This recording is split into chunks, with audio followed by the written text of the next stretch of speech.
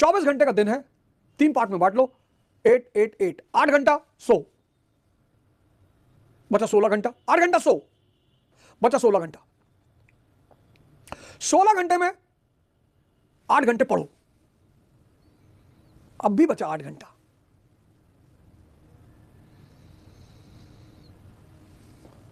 अब भी बचा 8 घंटा। नॉवेल पढ़ लो, योगा कर लो, ध्यान कर लो, जॉगिंग कर लो, 2 घंटे बैडमिंटन खेल लो, एक जैकोबिन सोसाइटी बना लो, ऐसे लड़कों का समूह बना लो जो अपने आप को बदलना चाहते हो, दुनिया को बाद में बदलना। और शाम को बैठो और एक मुद्दा, उस पर डिस्कशन होना चाहिए। गांव गांव में ऐसी सोसाइटियां बननी चाहिए लड़कों की, युवाओं की, जिसमें चर्चा हो, परिचर्चा हो, बहस हो, ईगो आधारित नहीं कि मैं सही बोल रहा हूं। भगवान हो, यहां कोई हमेशा सही नहीं होता। इस संसार की सबसे बड़ी खासियत है कि यहां कोई हमेशा सही नहीं होता, और यहां कोई भी आपको ज्ञान दे सकता है, और यहां आप किसी से भी सीख सकते हो। तपस्या शुरू कर दो, मतलब बना लो, कल सुबह से 6 बजे मुझे मिलो। अगर भाई डर कोहरा रहा तब तो ना हो पाएगा, क्योंकि टीम ही नहीं पहुंच पाएगी।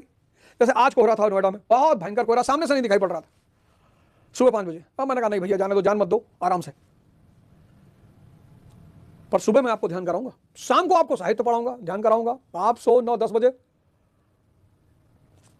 मैं शो शुरू करूं उससे पहले आप खाना खा लो, 8 बजे से पहले खाना खा लो। 1 घंटे का मेरा शो, तब तक खाना आपका हजम हो जाएगा। लाइट खाना खाओ, 12 रोटी, 6 अंडा करी, 18 रसगुल्ला। सुबह का खाना बढ़िया खाओ, दोपहर का, और रात का हल्का खाना, दलिया खा लो, दलिया खा लो। दिन में रोटी रैप अप कर लो, घी लगाया, नमक लगाया, दबा दिया, 4 रोटी खत्म। 1 घंटे शो करो, फिर पानी पियो, हाथ मुंह धुलो, 10 मिनट ध्यान करो, सो जाओ। तो संघर्ष का वर्णन करना है। प्रसादों के कनखाब शिखर होते कबूतरों के ही घर। राणा प्रताप क्यों अमर है? संघर्ष। रणबीर चौकड़ी भर भर कर चेतक बन गया, निराला था, राणा प्रताप के घोड़े से पड़ गया, हवा का पाला था। गिरता न कभी चेतक तन पर, राणा प्रताप का कोड़ा था। है यहीं, है यहीं, यहां है, वहां नहीं थी जगह न कोई, जहां नहीं किसी अरे मस्तक पर कहां नहीं। घोड़ा इतना भौकाली था, सोचो आदमी कैसा रहा होगा। माना अकबर ने कि दमदार आदमी है, सलाम करते हैं भाई। अकबर ने माना कि भाई सलाम करते हैं। क्या जरूरत थी राणा प्रताप को? वो भी जाके जिल्ला इलाई कह देते, खत्म। लेकिन जिसको भी लड़ना आता है ना, वो सर नहीं झुकाएगा।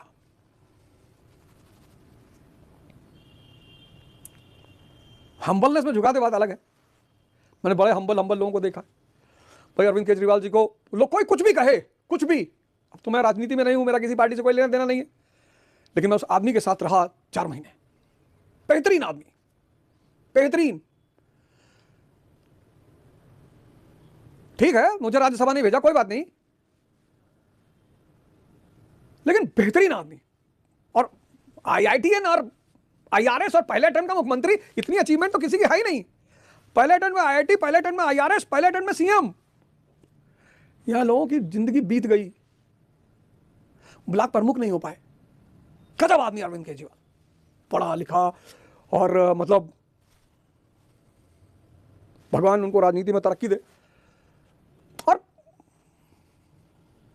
2027 का चुनाव आ रहा है, आप वोट करो, लेकिन एक पैमाना बना लो कि वोट ऐसे आदमी को दे, कोई पार्टी नहीं, कोई एजेंडा नहीं, कुछ नहीं। वोट उस आदमी को देंगे जो डॉक्टर अंबेडकर जैसा हो, वोट उस आदमी को देंगे जो डॉक्टर राम मनोहर लोहिया जैसा हो, वोट उस आदमी को देंगे जो अटल बिहारी वाजपेयी जैसा हो, वोट उस आदमी को देंगे जो डॉक्टर राजेंद्र प्रसाद जैसा हो, वोट उस आदमी को देंगे जो कर्पूरी ठाकुर जैसा हो। बस ये एजेंडा बना लो। पार्टी फाटी मारो गोली।